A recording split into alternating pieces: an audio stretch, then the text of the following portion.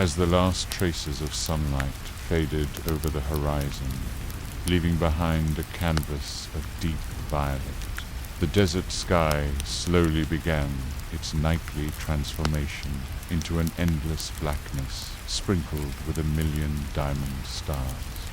The air, heavy with the heat of the day, loosened its oppressive grip, allowing a soothing coolness to caress the land. Ancient Egypt at night was a world transformed, quieter, gentler, but no less enchanting. The cacophony of the day, the bustling markets, the rhythmic clang of hammers on metal, the shouts of vendors, it all faded into a hushed silence, replaced by the soft symphony of nocturnal life. The great city of Thebes, much like the rest of Egypt, was wrapped in the tranquility of the night. The streets, bustling thoroughfares of trade during the day, became tranquil avenues of shadows. Merchants rolled up their woven reed mats, bringing their day's work to a close. Potters wiped clay-stained hands on their linen cloths, leaving behind the artistry of the day for the stillness of the night. Farmers, their bodies weary from working under the scorching sun, gathered on the mud-brick steps of their homes. There they shared simple meals of bread, beans, and onions, their conversations a low murmur against the backdrop of the evening. You could almost taste the faint smoke of cooking fires mingling with the earthy scent of the Nile's damp banks, creating a unique aroma that defined the evenings in ancient Egypt as twilight deepened. The flickering glow of candles and oil lamps replaced the dominance of the sun.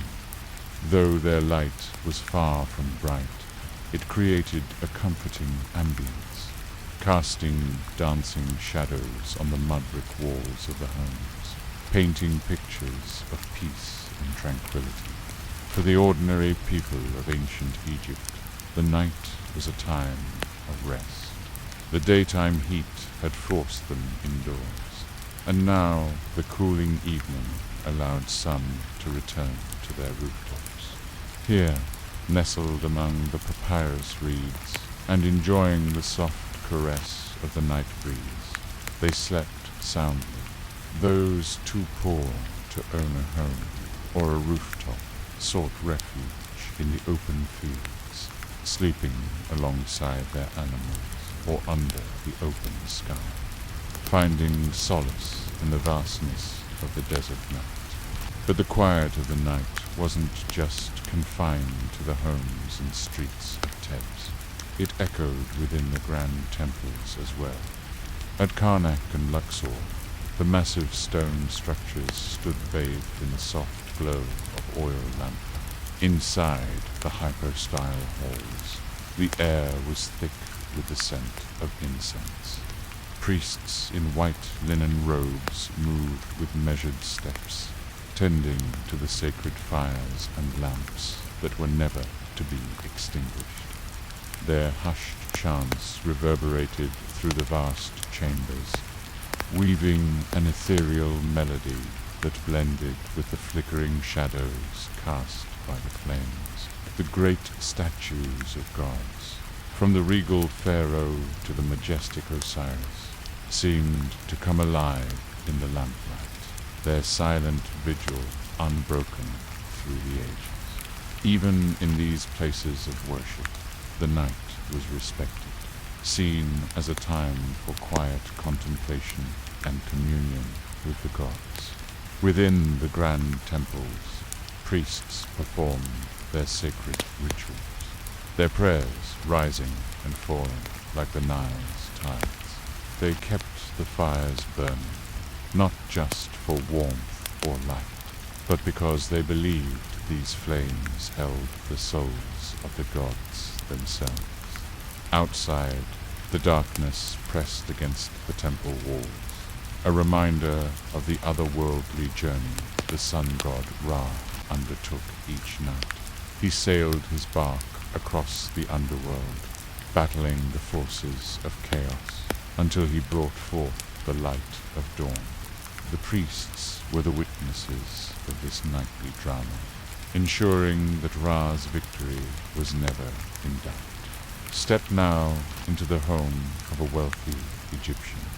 Here, the night is a little different. Incense coils up from ornate burners, mingling with the soft glow of oil lamps that cast dancing shadows on the walls adorned with hieroglyphics. Musicians might play soft, haunting melodies on the harp or flute, filling the courtyard with music that drifts like smoke into the night. A group of young men practiced juggling their movements, quick and graceful, under the dim lamplight. Others recline on couches, sipping wine and engaging in witty banter or philosophical debate. The women, adorned in fine linen garments, fan themselves slowly, their laughter tinkling like wind chimes. Some might dance, their movements both elegant and sensual, while others weave tales of love or adventure. In the grander homes, the night was a time for revelry, for music and poetry and wine, a celebration of life and the beauty that surrounded them.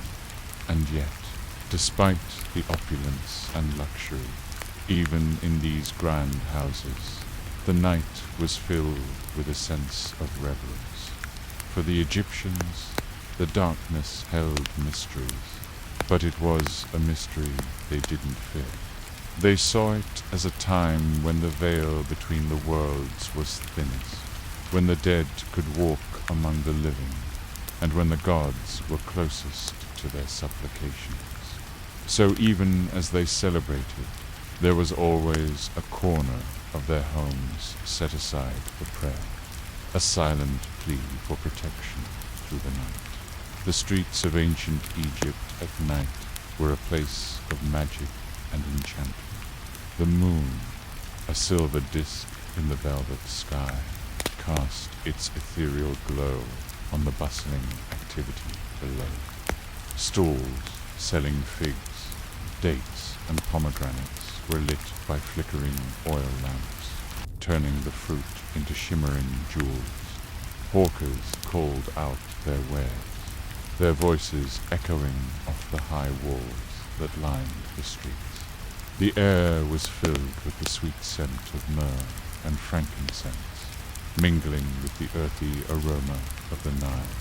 Street vendors pushed their carts laden with fish from the river, their scales glistening in the lamplight, and jugglers tossed and turned their clubs, keeping time with the hypnotic drone of a distant flute. Even the stray dogs that roamed the streets seemed to move with a strange grace under the moonlight, their eyes gleaming like polished stones. But amidst this lively scene, there was a constant awareness of the lurking dangers of the night. Robbers and wild animals alike found cover in the darkness, making the streets a risky path. Travelers often chose to stay in the safety of inns, sharing stories and songs around oil-lamped tables, with tankards of beer in hand. They traded tales of adventure and daring deeds, creating an atmosphere of camaraderie that transcended social boundaries. But for those who dared venture out alone, the night was a gamble, a dance with danger where every shadow could hold a threat. For those who lived in ancient Egypt, the night wasn't just a time of rest or danger. It was a realm of wonder and mystery. The darkness was alive with the echoes of distant festivities, the mournful cry of a lonely watchman, or the sudden splash of a cat leaping onto a rooftop. It was a time when the familiar world took on an otherworldly quality, A world where the dead walked among the living and the gods were close at hand. It was a time for quiet contemplation, for prayers whispered into the darkness, and for dreams that soared with the spirits beneath the infinite canopy of stars. And now, ladies and gentlemen, a special treat. Our own Professor Rundle has agreed to share his expertise on tonight's tale, offering insights you simply can't find anywhere else. So let's jump in. The night deepens. Midnight has passed, and the Egyptian town grows silent. Yet, while most sleep, certain places remain awake, steeped in mystery and ritual. In the palace, chambers are quiet. Servants lie on mats near the walls, ready if their master calls. The noble family rests on wooden frames stretched with woven cords, topped with linen sheets. A breeze drifts in through open lattice windows, carrying the faint smell of lotus blossoms from the gardens. Guards outside walk slowly with spears in hand. Their sandals crunch softly on the sand as they circle the walls, whispering to one another to ward off the heaviness of drowsiness. For a palace must never sleep entirely. Beyond the palace, the great temples breathe in silence. Within their stone courtyards and pillared halls, shadows lengthen beneath the moon. A single lamp flickers inside the sanctuary, where the statue of the god rests.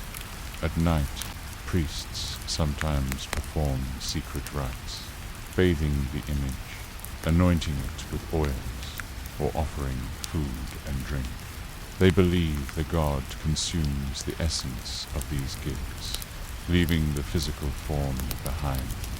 In the stillness of night, their chants echo low and deliberate, filling the great stone chamber with a hum like distant thunder. Not far away, the necropolis, the city of the dead, rests under starlight. Tombs carved into desert cliffs glow faintly as moonlight falls across painted walls and carved doorways. For the Egyptians, the night was a threshold between worlds. They believed the souls of the dead journeyed through darkness, traveling with the sun god Ra on his nightly voyage through the underworld. In their minds, each dawn was not guaranteed. It had to be fought for, won again by Ra against the serpent, Apophis, who tried to devour the sun. As they slept, they trusted that cosmic battle was being waged, unseen in the realm of gods and spirits. Inside one tomb, sealed for centuries, paintings remain untouched. Figures of Osiris, Anubis, and Horus glow faintly, as if alive in the soft moonlight filtering through cracks. The air is still heavy with dust, but outside the desert wind whispers over the stones. Jackals cry in the distance, their voices rising and falling like echoes from another age. For the living, such sounds were omens. The jackal belonged to Anubis, guardian of the dead, and his voice at night was a reminder of the thin line between life and afterlife. Meanwhile, back in the village, a healer sits awake. Night was the time when illnesses were tended quietly. A clay jar of herbs simmers over a faint flame. Garlic, juniper, perhaps honey, mixed with beer. The healer murmurs incantations as much to soothe as to cure, for in Egypt, health was a balance between medicine and magic. Amulets are tied to wrists, spells are whispered, and the night itself seems to listen. Elsewhere, lovers might steal away into gardens by moonlight, beneath palm trees and the scent of lotus flowers. They whisper in voices no louder than the breeze. Poetry, often written by young Egyptians, described nights like this, moments where hearts spoke more freely in darkness than in day. By torchlight, they carve small messages onto potsherds or exchange lotus blossoms, the flower of rebirth and beauty. The Nile, always present, gleams like liquid silver under the moon. A barge drifts silently, its sail furled, guided only by poles through shallow water. The fishermen aboard keep their voices low, for sound carries far at night. They lower nets with care, hoping for tilapia or perch. The river, sacred and eternal, seems almost alive in the stillness, as if whispering secrets to those patient enough to listen. As the hours creep toward dawn, the night reaches its quietest point. Even the insects grow less active, and silence presses down. A dog stirs, stretching and yawning, before curling back into sleep. A lone owl glides above the village, its wings silent. The stars glitter fiercely, each one believed to be the soul of the departed, or a goddess in nut S, great body arching over the sky. The Milky Way, a pale river of stars, mirrors the Nile below, connecting heaven and earth in an endless reflection. Then, slowly, a change. The deep black of the sky begins to soften, turning first to indigo, then to a pale grey. The eastern horizon brightens, faint at first, then steadily growing.